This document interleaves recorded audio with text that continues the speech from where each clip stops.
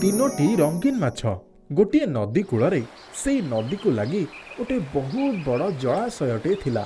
जलाशय पानी बहुत गहीर होता है, सेथिपाई सेठारे काई नामक सूक्ष्म लता थाए जहाँकि माछ मानकर प्रिय खाद्य।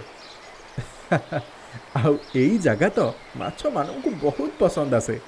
सेई जलाशय भी नदी बहुत सारा माछ आसी रहु थांती। अंडा दबा पाई तो प्रायतः सबु माछ नदी से जलाशय को आसती। से जलाशयटी लंबा लंबा घास आउ अना बना बन रे घेरी होइतबा हेतु सहजरे देखा जाउ नथिला। नील कमल माछ संकट आसीबा मात्रे ही सबु बेले संकट को टाली देबार उपाय रे लागि थाए। आउ तापरे रानी माछ कुहे कि संकट आसीबा परे ही सेथुरु बंचिबा पई उपाय भाव। कमला माछटी भाबे, अरे संकट को टाळिबा आ सेथुरु बंचिबा हेउची बेकार कथा। अरे जदि किछि हबो कि न हेबो ताहाले तो ताहा बहु पूर्वरु हे जिबा कथा। जहा किछि भाग्य रे लेखा हेछि ताहा हे कि ही रहिबो। जणा अछि तापर कोन हैला।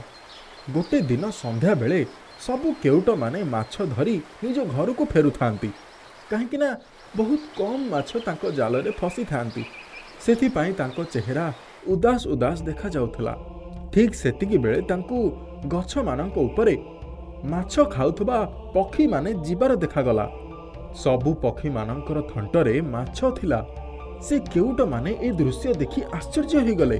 गोटे केउट भाबिला, रे से अना बना बण भितरे नदी को लगी कौनसी एक जलाशय निश्चय अछि, जो जगार एते सबु माछ माने बढ़ुचंती, जहा द्वारा ए पक्षी माने भी माछ खाई पारुचंती।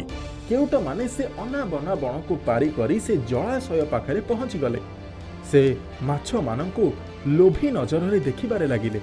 ठीक सेतिकी बेले द्वितीय केउटटी कहिला, अरे बा, ए जलाशय तो माछक द्वारा परिपूर्ण है अछि। छोट बड़ सब प्रकार माछ अछंती, जहा सबु आम खाइबारे भी काम रे आसीबे आउ बिक्री करिबारे भी। अरे आज पर्यंत आमको या विषय जना पड़लानी कहीं। एठी आमे अनेक प्रकार माछ धरिबा। अरे आम पाई तो बहुत बड़ लटरी लगी गला। प्रथम केउटटी कहिला, अरे एबे तो संध्या हबा को बसिलानी, चलो आजी पळेइबा, काली आसी धरिबा, बुझी गलो ना। एही प्रकार रे से केउट दुई जण योजना बनैबा को लागिले। तीन जण माछ केउट मानक कथा सुनी देइथिले। नील कमल माछ कहिला, साथी माने तमे माने केउटा मानक कथा सुनिलो ना। एबे तो एठी रहिबा आउ आम मानक पई ठीक नुहे। आम जीवन प्रति विपद अछि। आउ तमे माने भी तो निज कान रे सुनिछ ना विपद विषय रे। समय थिबा पर्यंत आम समस्त को निज जीवन बंचे पई बाट खोजिबा निहाती दरकार। मु जल्दी ही जलाशय छाड़ी के आग नाल दिए के नदी रास्ता को जाउछि।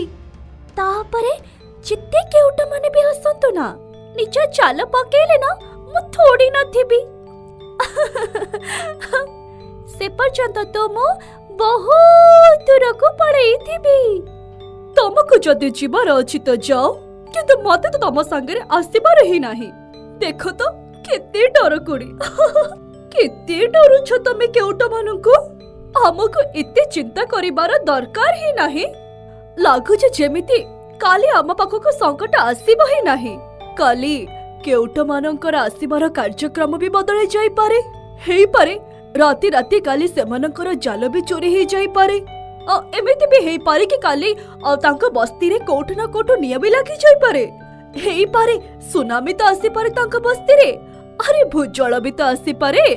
नहले राती राती तांको बस्ती रे मुसळ धारे रे वर्षा भी तो हेई पारे। वर्षा पानी रे तांको गाँ सारा भी भासी जाई पारे। सेथि पाई तांकर एठाको आसीबा निश्चित ही होई नाही।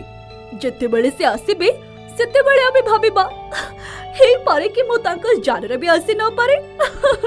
मो कण को मगर माछ होइछि जे एमानको जालरे एते सहजरे फसी जेबी। या परे कमला माछटी निज भाग्यवादी कथा कहिला। अरे भौणी माने दौड़ी के पळाइले ए पर्यंत कोन किछि हेइछि कि आगु को हेइ जिवो। केउट मानको आसीबार अछि तो से माने आसी जिबे। अरे आम मानक सेमानक जालरे फसिबार अछि तो आमे फसी जिबा ना। अरे भाग्यरे जदि मरण लेखा अछि ताहले कोन करा जाई परिबो कुह तो। तापरे नील कमल माछटी तुरंत सेठारु पळैला। राणी माछ आउ कमला माछ जाणी जाणी जलाशय रहीगले। सकाळ हेबा मात्रे ही केउट निज जाल नहीं सेई जलाशय पाखकु आसीगले आउ जलाशय जाल पकईबा आरंभ करदेले। तांकु तो माछ मानक लालसा पूर्वरु ही थिला।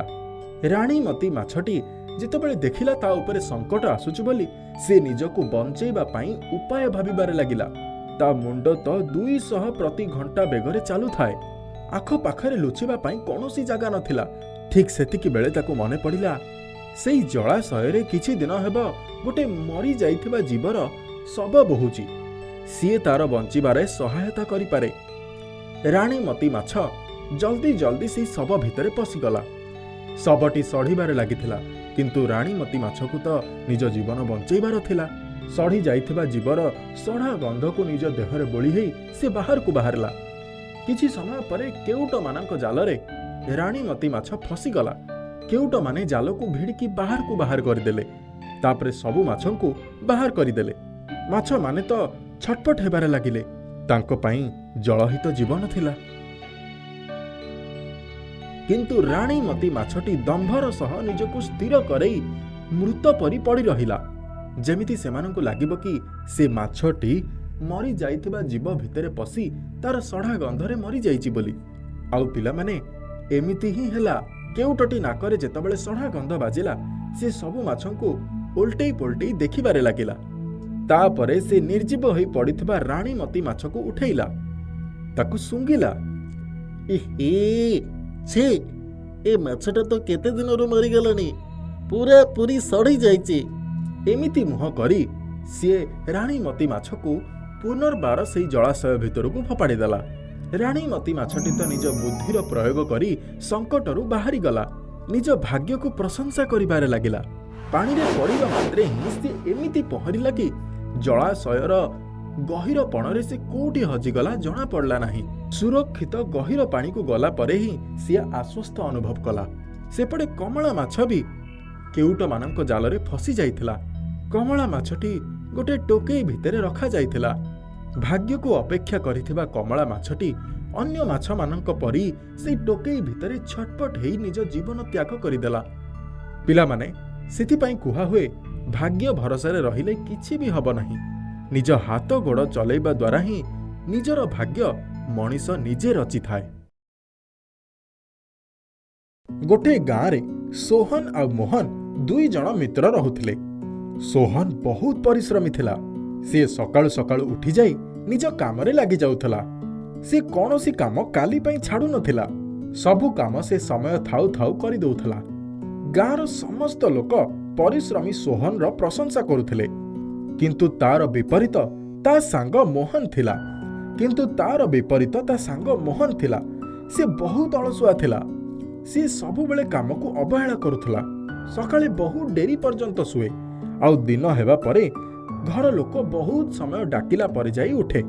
अलसुआ मोहन जेतबेले उठे सेतबेले बहुत खाद्य खाई पुणी सोई पड़े। से कौनसी काम समय रे कौन केबे भी करे नाही। मोहन रो एई अभ्यास पई ता घर लोक भी बहुत हैरान हो जाउथिले। एकदा सोहन आ मोहन साथी रे मिसी चाष करिवा पई योजना बनेइले। सोहन मोहन को कहिला, चाष करिवा पई मंजीर आवश्यकता अछि। चलो मोहन आमे बजाररु जाई मंजी नहीं आसीबा। मोहन तो अलसुआ ही थिला। सी मना करी कहिला, एमिति कर सोहन, तमे चलो मु आसुची पछरे। ठीक अछि, अब टिके रुटी घियो खाई कि पुणी आसी जीबी। एबे तो आसिली, तमे तो देखुथबो।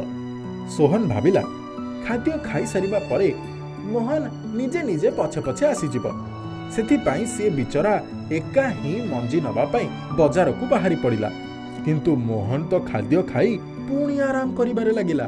सोहन रास्ता रे बारंबार पछको बोली देखु भी थाए काले पछरे मोहन आसुथबो बोली। किंतु दुकान रे पहुंचीबा पर्यंत भी मोहन ता पाखकु आसिला नाही। थकी जाई सोहन दुकान रु मंजी किनिदेला। आउ निराश हेई ଏକୁଟିଆ ହିଁ ସେ ମଞ୍ଜିର ବସ୍ତାକୁ ନିଜ ମୁଣ୍ଡରେ ବୋହି ଘରକୁ ଆସିଗଲା। ମଞ୍ଜି ଆଣିସାରିବା ପରେ ସୋହନ ମୋହନକୁ କହିଲା, ଭାଇ ମୋହନ, ଦେଖ ମୁଁ ମଞ୍ଜି ନେଇ ଆସିଛି। ଏବେ ତ ଚାଲ ଆମେ କ୍ଷେତରେ ହଳ କରି ମଞ୍ଜିକୁ ବୁଣିଦେବା। ମୋହନ ସବୁ ଥରକ ପରି କାମକୁ ଏଡ଼େଇବାକୁ ଯାଇ କହିଲା, ତମେ ଚାଲ, ମୁଁ ଏଇ ତମ ପଛେ ପଛେ ଆସୁଛି। ଟିକେ ରୁଟି ଶାଗ ଖାଇଦେଇକି ଆସୁଛି। ଏବେ ତ ଆସିଲି, ତମେ ଦେଖିଲ। ସୋହନ କହିଲା, ଠିକ୍ ଅଛି ମୋହନ, ତମେ ରୁଟି ଶାଗ ଖାଇ କ୍ଷେତକୁ ନିଶ୍ଚୟ ଆସିଯିବ। ଆମେ ମଞ୍ଜି ବୁଣିବା। ସେତେ ପର୍ଯ୍ୟନ୍ତ ମୁଁ ଲଙ୍ଗଳ ଆଉ ବଳଦ ନେଇ ଯାଉଛି। ଠିକ୍ ଅଛି। ଏତିକି କହିବା ପରେ ସିଏ ଏକା ହିଁ ମଞ୍ଜି ବୁଣିବା ପାଇଁ ବାହାରି ପଡ଼ିଲା। ମୋହନ ସବୁ ଥରକ ପରି ଖାଦ୍ୟ ଖାଇ ଶୋଇବାକୁ ଚାଲିଗଲା। ନିଜ ସାଙ୍ଗ ସୋହନକୁ ସେ ଧୋକା ଦେଇ ଶୋଇପଡ଼ିଲା। ତା ମୁଣ୍ଡରେ ଟିକେ ହେଲେ ବି ଚିନ୍ତା ନଥିଲା କି ତା ସାଙ୍ଗ ସୋହନ ଏତେ ବଡ଼ କ୍ଷେତରେ ମଞ୍ଜି କେମିତି ବୁଣିବ। ଏପଟେ ସୋହନ କିଛି ସମୟ ପର୍ଯ୍ୟନ୍ତ ମୋହନର ଅପେକ୍ଷା କରିବାରେ ଲାଗିଲା, କିନ୍ତୁ ଯେମିତି ମୋହନ ନ ଆସିଲା ସିଏ ନିଜେ ନିଜେ ଏକା ହିଁ ମଞ୍ଜି ବୁଣିବା ଆରମ୍ଭ କରିଦେଲା। କିଛି ଦିନ ପରେ ସେଇ କ୍ଷେତରେ ଗହମର ବହୁତ ସୁନ୍ଦର ସୁନ୍ଦର ଗଛ ବାହାରି ଆସିଲା। ତାର ରକ୍ଷଣାବେକ୍ଷଣ ଆଉ ଛିଞ୍ଚନ କାର୍ଯ୍ୟ ବି ଏକା ସୋହନ ହିଁ କରିଲା। କାହିଁକି ନା ଅଳସୁଆ ମୋହନଠୁ ତ କୌଣସି କାମର ଆଶା ହିଁ ନଥିଲା। କିଛି ଦିନ ପରେ ଯେତେବେଳେ ଫସଲ ପାଚି ପ୍ରସ୍ତୁତ ହେଇଗଲା, ସେତେବେଳେ ଫସଲ କାଟିବାର ବି ସମୟ ଆସିଲା। ସେଇ ସମୟରେ ବି ସୋହନ ନିଜ ସାଙ୍ଗ ମୋହନର ଧ୍ୟାନ ରଖି କହିଲା, ଦେଖ ସାଙ୍ଗ ମୋହନ, ଏବେ ତ ଫସଲ ପାଚି ପ୍ରସ୍ତୁତ ବି ହେଇଗଲା। ନା ତମେ ମୋ ସହିତ ମଞ୍ଜି ଆଣିବାକୁ ଗଲ, ନା କୌଣସି ଅଲଗା କାମରେ ତମେ ମୋତେ ସାହାଯ୍ୟ କଲ।